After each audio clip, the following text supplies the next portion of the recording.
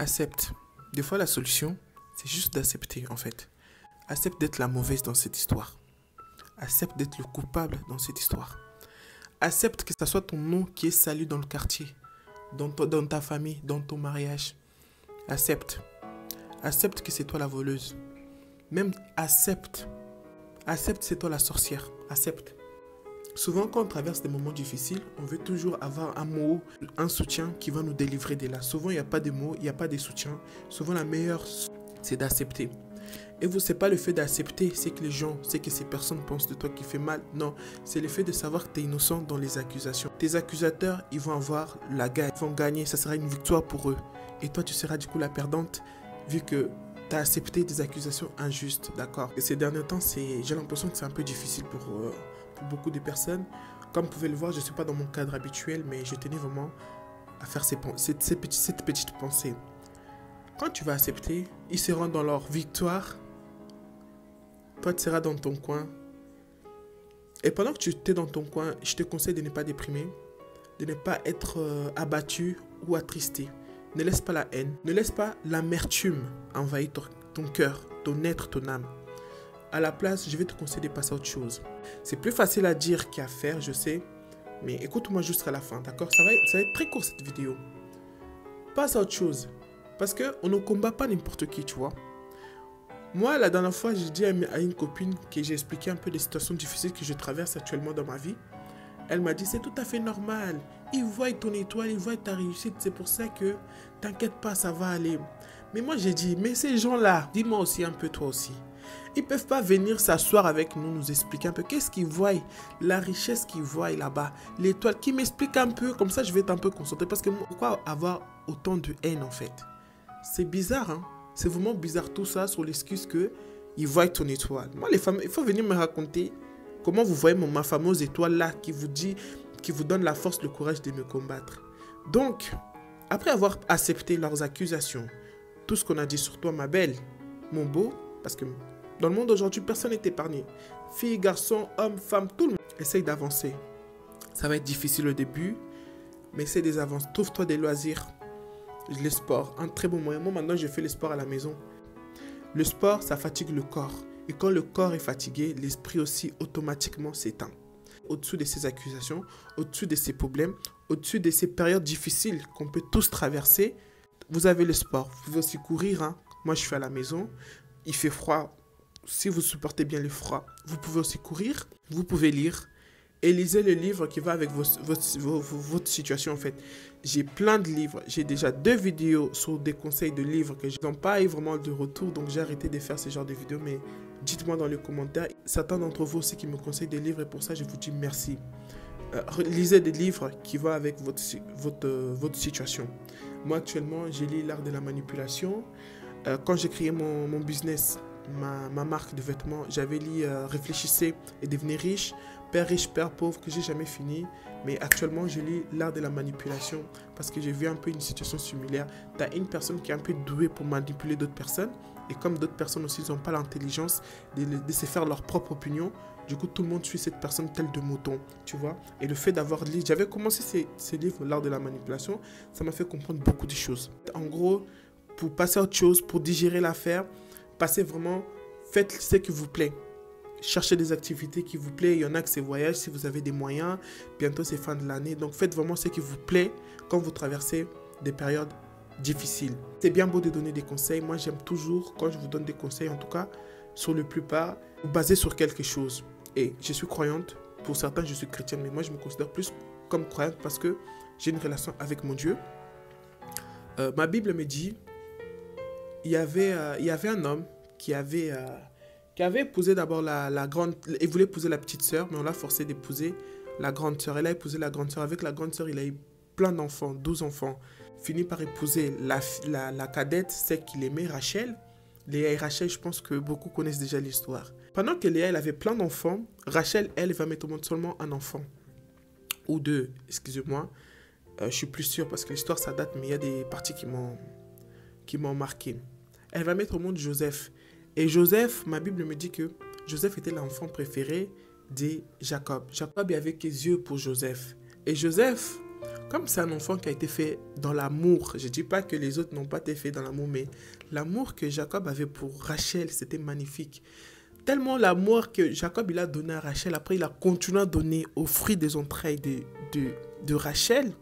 Du coup, les autres enfants, les enfants de Léa, il y a une sorte de jalousie qui s'est installée avec les années. Et un beau jour, ils ont planifié un truc. Je vais vous mettre le livre là, parce que je lis aussi à mes enfants de la jalousie fraternelle, parce que on en parle peu, mais ça existe. Vous voyez les amis. Un jour, les enfants de Rachel, les garçons de Rachel, ils ont fait un piège. De Léa, pardon. Ils ont fait un piège pour piéger l'enfant unique de Rachel, donc Joseph. Ils voulaient les tuer tellement ils avaient la haine. Mais il y a l'aîné qui va dire non, ne les tuons pas. On va le vendre aux marchands qui sont en train de passer. Ils vont vendre l'enfant. Je vais faire les...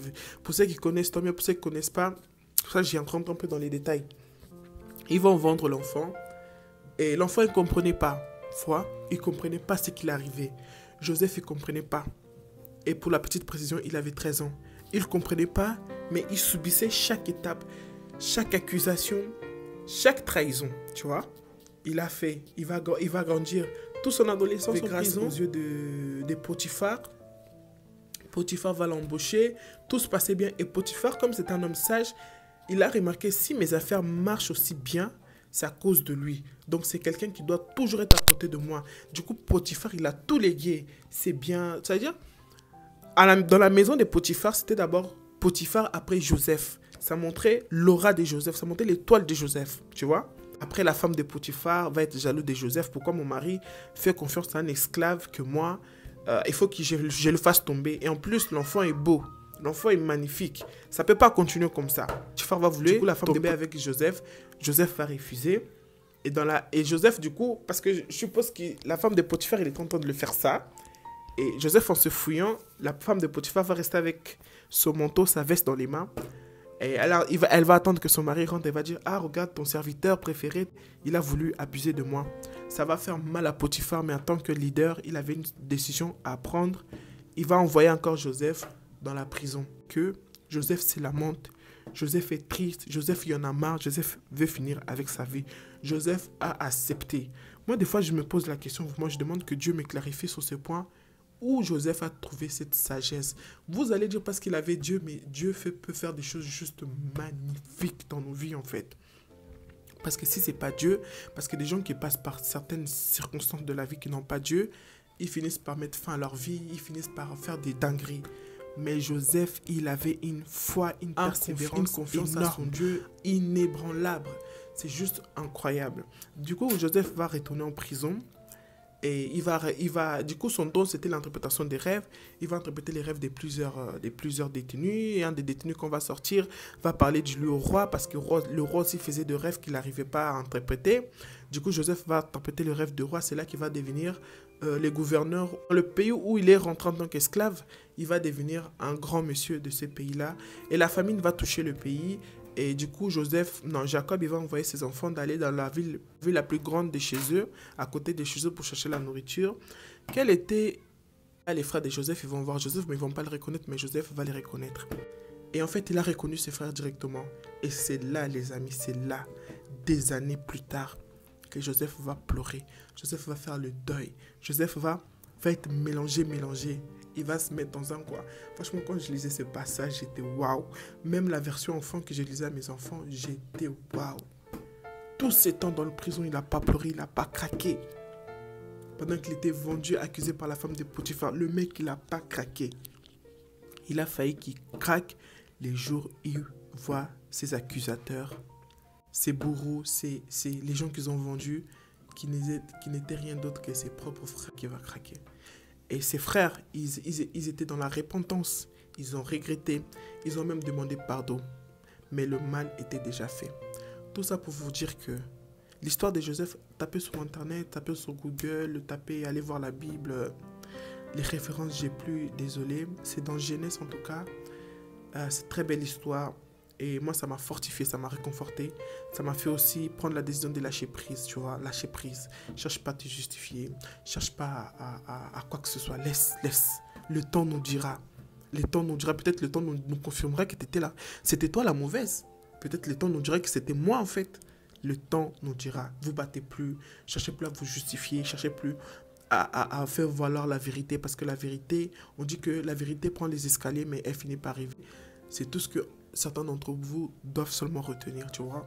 Motivation aussi, c'est ça. Je tiens toujours à préciser. Développement personnalisé, c'est ça, c'est lâcher prise. Cherchez pas toujours à avoir raison, même si ça fait mal. Ça fait très, très, très mal. Mais restez fixés dans vos bottes, restez vous-même et le temps nous durera. Voilà la petite exhortation. Je ne sais pas pourquoi je fais ça, je ne sais pas pour qui je fais ça, mais peut-être tout simplement aussi c'est pour moi, parce que voilà, c'est difficile. Il y a un temps pour tout, il y a un temps pour se réjouir, il y a un temps pour pleurer, il y en a un temps pour danser, il y en a un temps pour ne pas danser, il y a un temps pour tout, tu vois.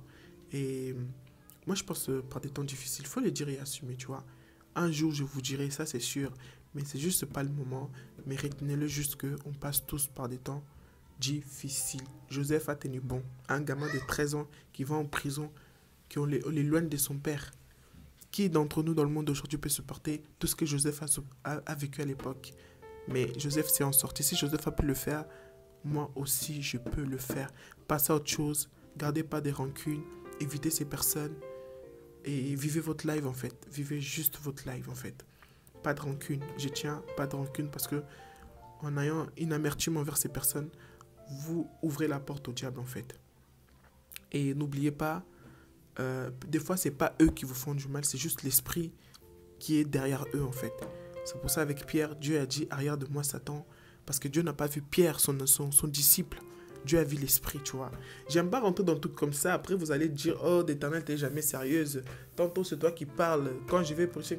Non, donc voilà, c'est juste mon expérience que je vous partage parce que quand je vais trop sérieux dans les choses de Dieu, oh, voilà une qui vient encore se la péter. Moi, c'est pas une religion ou quoi que ce soit. Non, moi, c'est la foi, c'est la relation. Parce que si je vous dis d'où Dieu m'a tiré et là où je suis maintenant, c'est pas par la force humaine en fait. J'ai vécu des choses, tu vois. J'ai vécu des choses et un jour, peut-être, je vous donnerai mon témoignage, mais. Dieu est bon, Dieu est vrai, il est réel. Cherchez vraiment à avoir une connexion avec lui. Et voilà. C'est pour ça que quand j'avais ouvert cette chaîne, je vous avais dit que je vais faire une chaîne particulière consacrée à l'Éternel où je vous donnerai mes expériences, mes conseils et mon témoignage surtout. Si je mets tout là, ça va être mélangé comme certains d'entre vous m'ont déjà fait remarquer. Mais parler de Dieu, c'est la base. Si je suis ce que je suis aujourd'hui, c'est parce qu'il y a un Dieu là-haut. C'est parce qu'il y a un Dieu qui veille sur moi, sur mes enfants, sur ma vie en fait. Parce que si je vous dis tout ce que j'ai vécu, les amis, non, c'est pas le moment, mais ça viendra, d'accord? Donc voilà, quoi qu'il arrive aussi, quoi qu'il arrive, c'est pas un slogan, c'est pas un cri de guerre, mais c'est vraiment la réalité. Quoi qu'il arrive, les gars, apprenez à compter sur vous quand vous êtes la seule personne à jamais vous décevoir. Les hommes vont vous décevoir. Toi, tu fais des erreurs, tu te déçois pas en fait. Des choix que tu fais, soit tu perds, soit tu apprends. Tu te déçois jamais. Moi, je me déçois jamais. J'ai fait des mauvais choix de faire confiance aux gens que je ne devrais pas.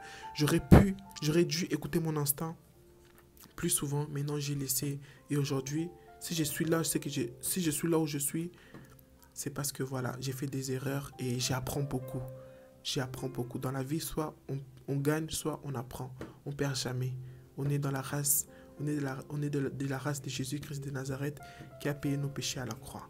On apprend, on ne perd pas, on apprend. Eux, ils gagnent, hein? C'est ça qui les intéresse. Mais nous, on apprend. D'accord, les amis? Si tu n'es pas abonné, abonne-toi. Et dites-moi qu'est-ce que vous en pensez. Donnez-moi vos avis dans les commentaires, c'est important. Je pense que ces fins d'année, on est tous en train de traverser des moments difficiles. Tant qu'à faire, on va le traverser ensemble, d'accord? Donc, portez-vous bien. Que Dieu vous bénisse.